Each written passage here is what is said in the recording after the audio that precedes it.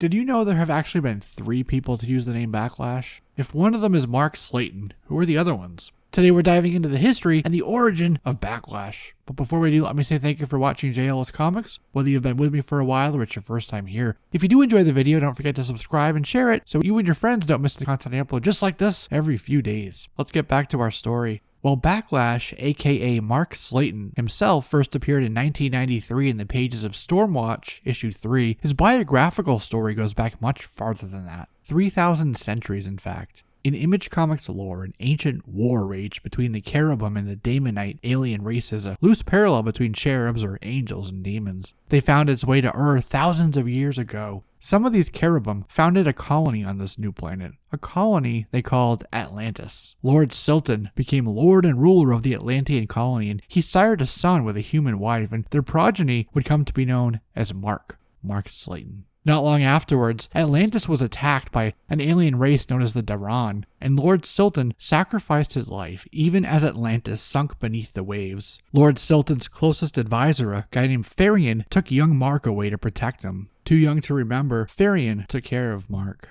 But at some point, Farian too disappeared, and so Marc grew up traveling the world with no memory of his earliest years, and as entire centuries churned on, as empires rose and fell, the young Slayton, now called Slayton, lived on. An immortal knight-errant, Ronin warrior, living in the shadows and between the pages of history's tales. Later, Marc joined the United States Air Force, rising to the rank of colonel, and in the waning days of World War II, Colonel Marc was recruited by Deathblow to join his Team Zero, which basically operated as a field operations unit for Operation Paperclip. While the US was actively recruiting Nazi scientists like Werner von Braun, Team Zero was actively undermining the Soviet Union's efforts to do just the same. One mission was to recover rocket blueprints and plans that would thrust the world into the era of ballistic rockets, a space race, and the start of the Cold War. But a snow squall ruined their halo jump, and nearly the entire team was killed. Everyone except Billy Miller and Marc Slayton. Slayton was then put on security detail at NASA's Cape Canaveral, and during the launch of Icarus V, a Daemonite showed up. Slayton went to Lucy Blaze to ask about it, and he was recruited to Team 1. Well, he practically begged her to be on the team. He wanted answers for what he saw at the launch complex. The team was formed by a cherubim in disguise named Lord Imp, who put Miles Craven from the CIA's shadowy I.O. International Operations in charge of management. It was Slayton, using the codename Slay, a telepath named Isaiah King, who would become the War Guard's despot and father to Jackson King, aka Battalion from Stormwatch, Mr. Majestic, John Colt, who later be the Wildcats Hadrian, codenamed Spartan, Mason, Lucy Blaze, who also goes by Zealot, Think Tank, and a guy named Regiment. They were charged with keeping the cherubim and Daemonites out of public knowledge and to fight Hellspawn. After Team 1 disbanded, Marc joined Team 7, along with John Lynch, Grifter, who was still Deadeye at the time, Deathblow, Jackson Dane, who would later lead Wetworks, Robert Diaz, remember that name, and Alex Fairchild, the father of Gen 13's Caitlin Fairchild. Marc was exposed to the same Gen Factor chemicals that his entire team was exposed to. Gen Factor activated psionic, telepathic, telekinetic, and superhuman abilities in them, although many wouldn't survive the experience. Being cherubim, the Gen Factor enhanced his capabilities like healing, super strength, intangibility, and those awesome psionic whips that come out of the back of his hands. Over time, the Gen Factor would fade, leaving him with his suite of cherubim powers, and though depowered, still very lethal. He was on leave once in Japan, where he met his girlfriend at the time, Lynn Morikana. A surprise would be waiting for him later on. After Team 1 was done, Colonel Slayton joined Stormwatch to stand up their first team called Stormwatch Prime. On one early mission, he ran into the Shock Mutants, a precursor to Mark Silvestri's Cyberforce. The United Nations Global Peacekeeping and Crisis Response Team Stormwatch was formed in the rubble of a fully operational orbital space station crash and the mutated War Guard. A guy named John Windsor started the Seedling program to use the War Guard's progeny to forge them into bioweapons for Project Skywatch. Marc showed up in Stormwatch issue 3 as the Stormwatch training officer. The combat drill master he's called, for Battalion's brother who was stuck in the Skywatch Medical Center after a mission mishap. And as they train, we get to see Backlash's energy coils whip out as he lands a crushing defeat on his students. We also learn here that he was dating someone else from the War Guard section of Stormwatch, a lady named Diane. But then the Daemonites boarded Skywatch, and a Daemonite named Siren took over Diane's body as a host. And during the fight, Siren as Diane blew an airlock and Backlash was blown right out into the vacuum of space, which, yes, he survived. Backlash had to use his energy whip to pull Siren out of his girlfriend, which saved her, but it put her in a coma. It was due to this that Backlash left Skywatch. He wanted to go and hunt down Siren for what he did to Diane. During this time, Backlash starred in a book called The Kindred. Backlash turned into Vapor and reformed himself in the brownstone of Jack Rhodes, one of his Team 7 brothers named Cyberjack.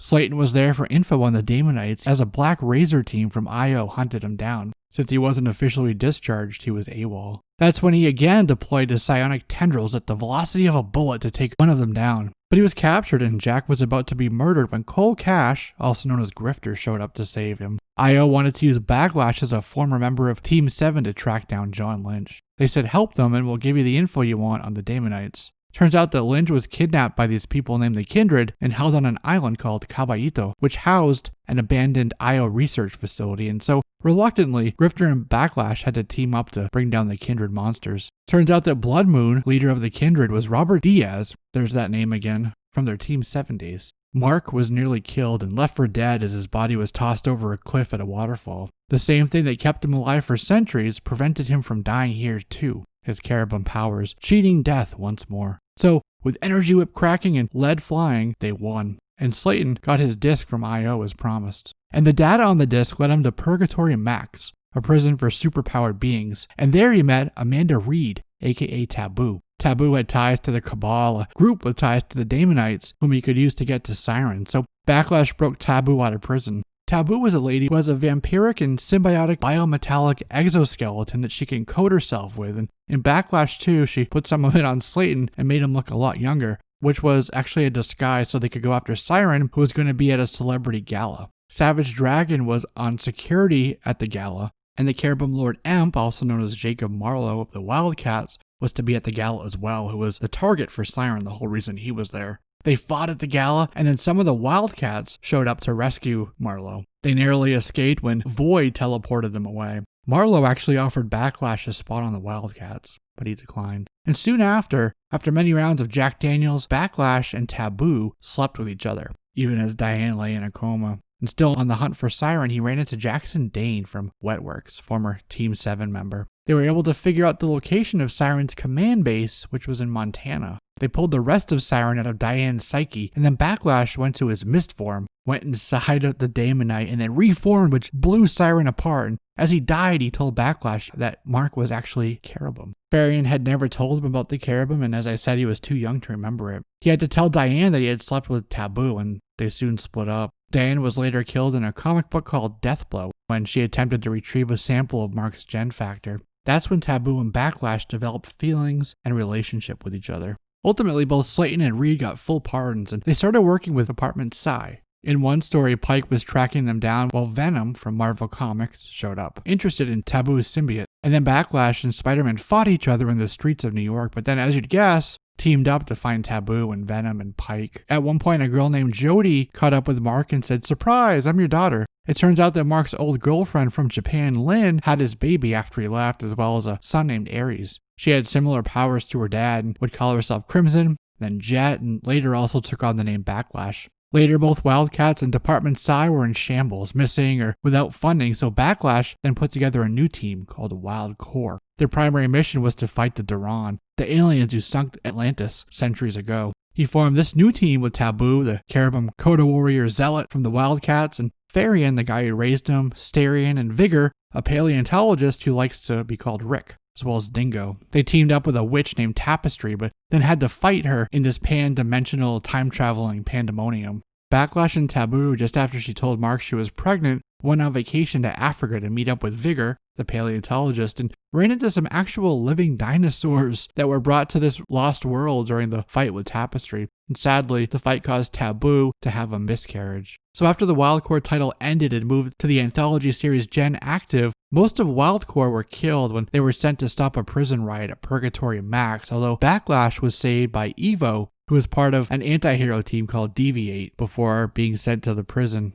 DV8, by the way, also continued in the Gen Active series, but in the riot, Mark lost a leg and had to have it replaced later with a cybernetic one. Once Jim Lee sold his Wildstorm publications to DC Comics, they changed his backstory a little bit. In the Wildstorm by Garth Ennis, Slayton was once part of John Lynch's international operations effort called Project Thunderbook, which spliced his human DNA with alien Kara DNA called Gen Active. It was an organic computer welded to a genetic engine inside of him, and this is now how he got his powers. Later during the Wildstorm World's End event, we learned that Marc was running I.O. with Lynch. And at the end of the world, he was trapped in a bio-research and containment facility with a bunch of monsters that had gotten out of their cages. And to get out, he had to turn to his mist form, but he had to leave his cybernetic leg behind.